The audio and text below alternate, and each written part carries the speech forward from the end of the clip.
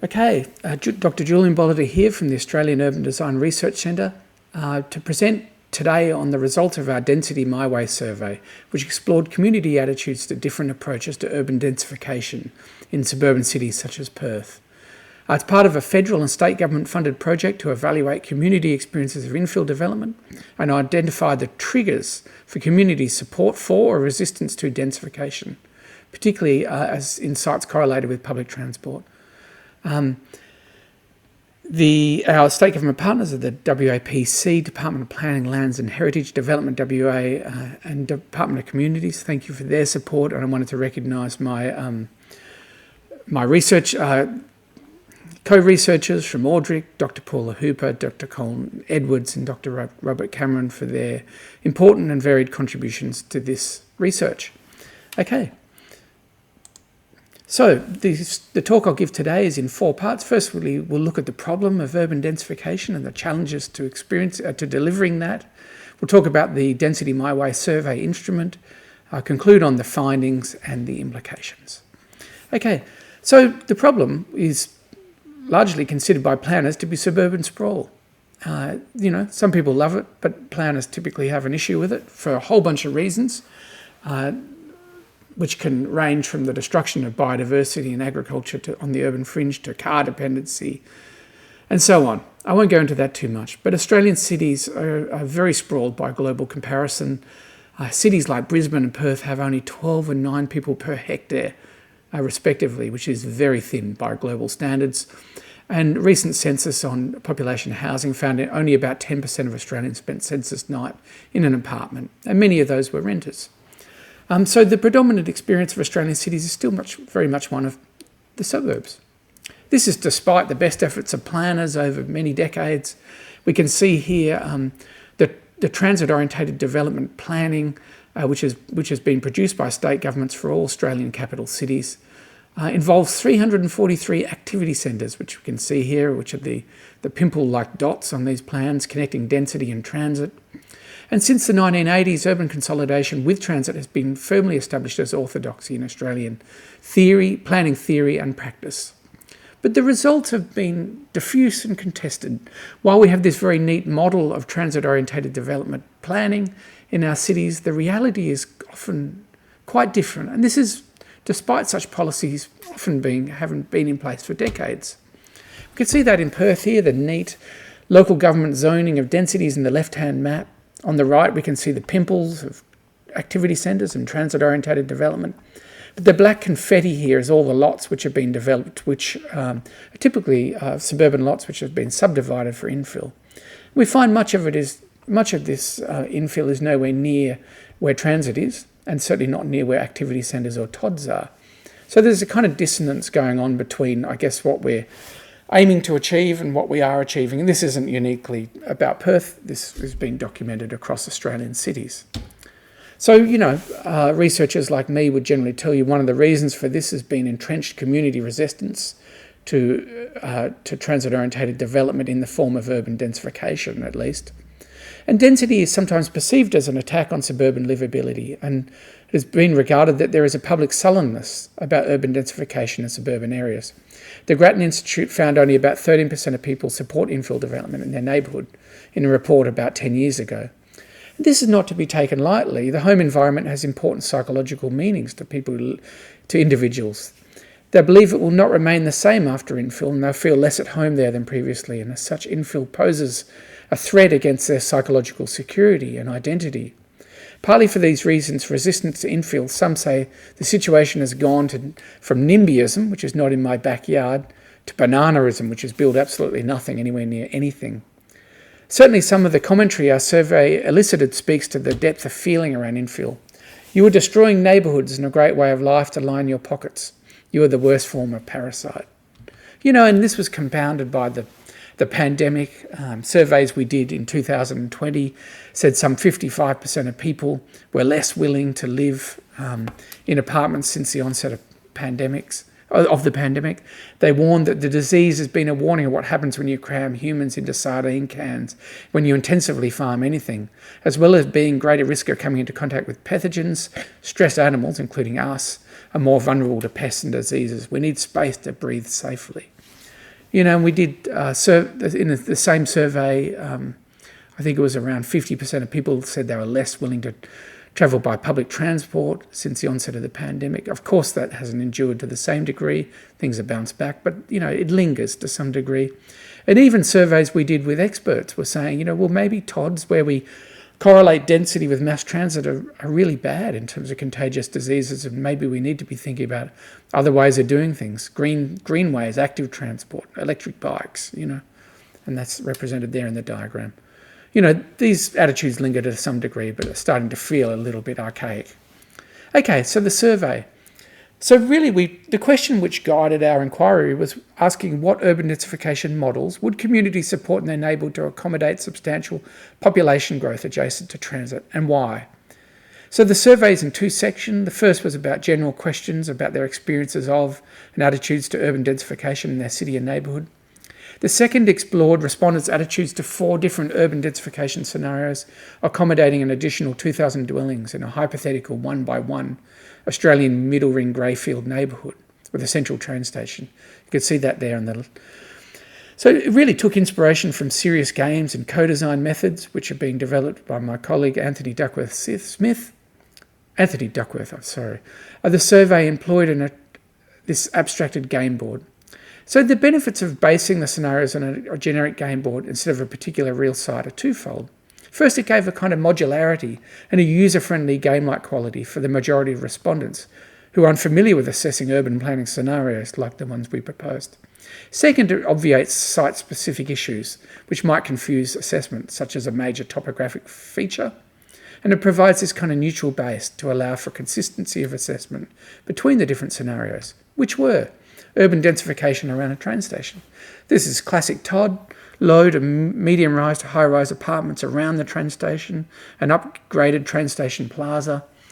The idea of urban density and transit conjoined, creating a vital happening hub which makes people use public transport more. Urban densification along a major road, the idea that you might, where you have high-frequency bus services which are interfacing with the mass transit rail. At the centre, you might actually seek to densify along a corridor, which might otherwise be an arterial road, to turn that into a high street and to maximise public transit usage and to protect the suburbs around, which can remain truly suburbs. Something I've been pushing in the last few years, which is GOD, which is green space orientated development. Maybe you could densify around parks, upgrade them. The parks would not be immediately adjacent to transit, but they might be within walkable distance of the train station, which you would otherwise leave alone. This is the idea of giving natural amenity to people living at a higher density. And finally, urban densification in backyards, which is how generally we're doing it, and local governments are delivering this sort of backyard subdivision. You might think this is an unflattering representation of it, but I tell you, I live in the stuff and it looks pretty much like this. The advantage of it is typically single or double story. Doesn't really affect things too much from the perspective of the streetscape, but of course a lot of it's not near transit. Okay, the findings. So we got I won't go into the demographics too much, a lot of Gen Ys, some Gen Zs and Gen Xs, and baby boomers were all well represented, genders fairly equally, and most people lived in standalone dwellings. So we asked people, do you think a population growth should be accommodated through urban densification or new development on the city fringes?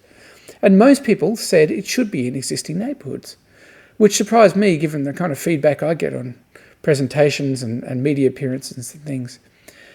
As one respondent implored, there is no suitable land left for suburban development. Australian cities are squeezed between a rock and a hard place. On one side is the ocean, on the other the floodplains, fertile agricultural land, environmentally sensitive areas, etc.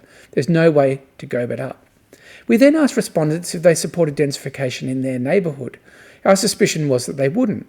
Indeed, as the sociologist Peter Marris has argued, people cannot reconcile themselves to the loss of familiar attachments in terms of some impersonal utilitarian calculation of the common good. I.e., what he means is people aren't so worried about sprawl, they'll accept a high-rise in their backyard. They're just not that altruistic. However, again, a majority of people supported densification in their neighbourhood, a finding which surprised us. It confirms, though, the presence of a rumoured silent majority of people who do support density in their neighbourhood. We then conducted a univariate analysis which revealed that age, sex, birthplace and housing type of residents were significantly associated with support for urban densification. So we found Generation X and Y respondents were 70% less likely to support density in their neighbourhood than the baby boomers and the silent generation. So this didn't tally at all with my idea, which the average NIMBY and the stereotype of a NIMBY was, in my mind, was a well-connected and well-resourced white boomer male. Quite the opposite. This is about a different demographic altogether. We also found that respondents who lived in a semi-detached villa or row house were 60% less likely to support urban densification in their neighbourhood than those living in standalone dwellings.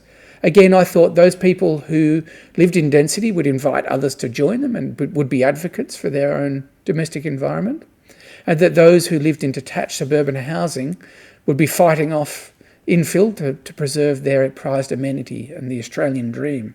But we didn't find that at all. It was quite the inverse.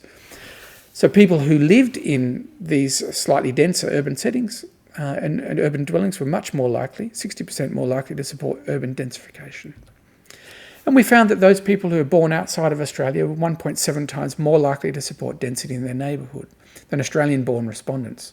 So as Australia and WA open their arms to the world in terms of immigration, this will likely see an increase in support for urban densification.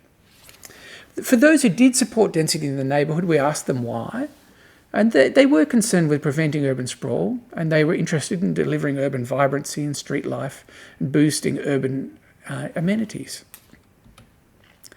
For those who were not supporting urban densification, they were worried about things like excessive building heights and density, traffic and parking hassles, the degradation of urban forests, and reduced urban forest canopy cover.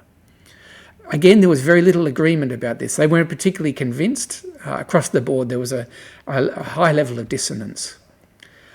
The people who voted no against density in their neighbourhood, there wasn't a lot you could do to soften their feelings about that. However, there was some agreement that things like improving streetscapes and parks, which can occur hand in hand with density, and increased urban vibrancy, amenity and social services could tip the balance in the favour of people supporting or at least tolerating urban density. However, I think we need to be realistic. There is a lot of these opinions are firmly held and they're not going to be easily shifted. Okay, so then the scenarios. We had urban densification around a train station, option 1. 2, densification along a major road. 3, densification around parks. And 4, densification in backyards. And, validating years of planning, urban densification just arranged in a neat concentric form around transit was very popular.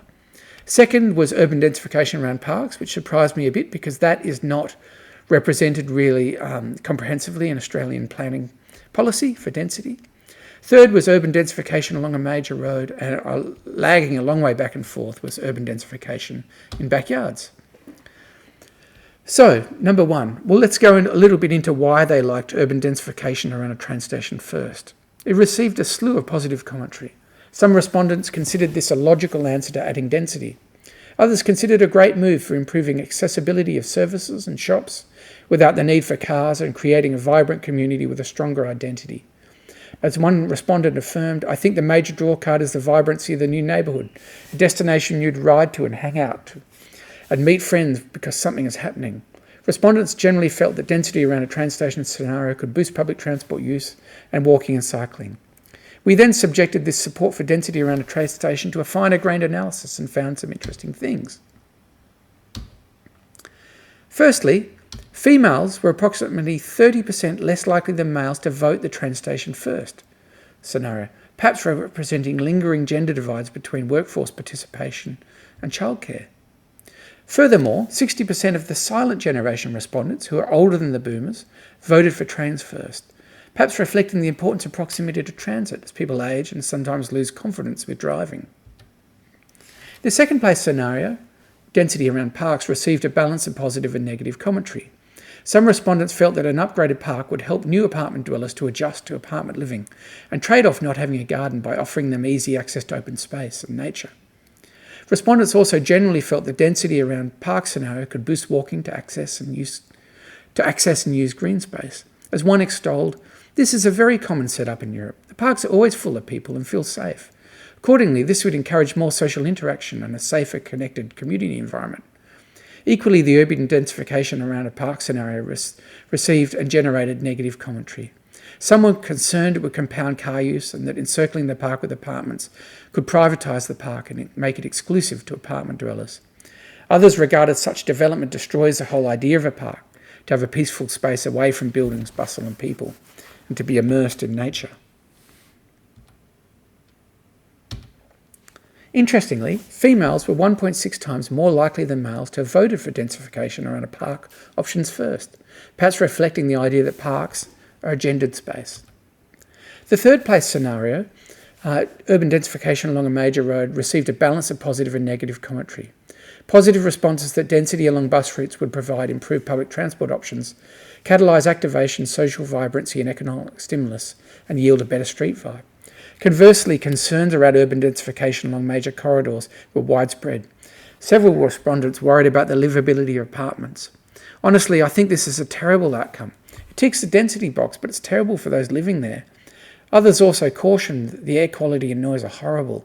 People in apartments need to be able to access clean air and fresh and open space, not pollution, noise and fumes. As a result, they felt it was a recipe for spatial inequality. Low-income apartment dwellers will end up next to loud roads. No one should have to live in that hellscape. Respondents also queried whether road authorities were willing to create urban streets. Conversely, if an urban street activated and with traffic calming materialised, it would clog transit arteries and cause parking issues. Number 4, long way back, urban densification in backyards, received a barrage of negative commentary. This option is terrible. It achieves density with all the bad elements without promoting the good elements like vibrant main streets and diversity of housing stock. It would become a ghetto. While others fretted that the scenario can seem more acceptable as it progresses slowly, but it results in governments doubling rates without the investment of any additional infrastructure to support the doubling population, as such as driven by greed. As one neatly surmised, an utter disaster. Concerns mainly resolved around the loss of greenery. As one respondent implored, "In my area, everyone is subdivided. I've seen a sea of corrugated roofs where there used to be trees. I hate it. There are cars parked everywhere, neighbours come and go, gardens are cheap and ugly, people are less friendly. I miss the bird diversity." In short, it was felt that such infill strands neighbourhoods somewhere between being truly suburban or urban, and not producing leafy green suburbs with all their livability, but also not producing the type of conditions which incubate urban life that the 19th century Parisian flaneur would have enjoyed. There are no small bars necessarily opening up on street corners or cafes. There's not dense enough to warrant higher capacity and more frequent public transport. And as I said, often there's nothing worth walking to. In that sense, it can be considered the worst of all worlds. So thank you for listening. Thank you again to the supporters, WAPC, DPLH, Development WA, Department of Communities for supporting this research, if not always the findings. We have uploaded the journal paper, which was published in the accompanying journal paper, which was published in Cities recently. You can get that on our website, as well as other publications which relate to this same overarching project. Thank you for listening. And I hope you find it of use. Thank you.